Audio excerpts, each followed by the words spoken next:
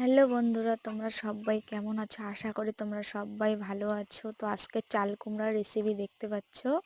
তো তোমরা চাল কুমড়া খেতে কারা কারা ভালোবাসো প্লিজ কমেন্ট করে দিও। আর জিরে আদা বাটা দিয়ে প্রথমে কুমড়োটাকে কষিয়ে নিলাম। দেখো কষাতে কষাতে কিছুক্ষণ পর ভালো করে কষিয়ে নিয়ে তারপর একটু আমি দিয়ে দিব লাল লঙ্কার গুঁড়ো, মানে শুকনো লঙ্কার গুঁড়ো, দেখতেই পাচ্ছ তোমরা। তো তারপরে আমি এখন একটু কষাবো। কষাতে কষাতে দেখবে একটু ঢাকনা দিয়ে দিব। ঢাকনা দেওয়ার পরে কুমড়ো থেকে নিজেই জল ছেড়ে দেবে, দেখবে অনেক সুন্দর দেখাবে দেখতে।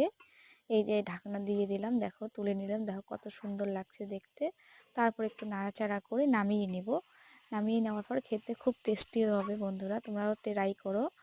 তো আমার চ্যানেলটাকে সাবস্ক্রাইব করে দিও। শুভরাত্রি সবাইকে, চ্যানেলটাকে সাবস্ক্রাইব করে দিও ভালো লাগলে, টাটা। আর একটা লাইক করে দিও যদি ভালো লাগে।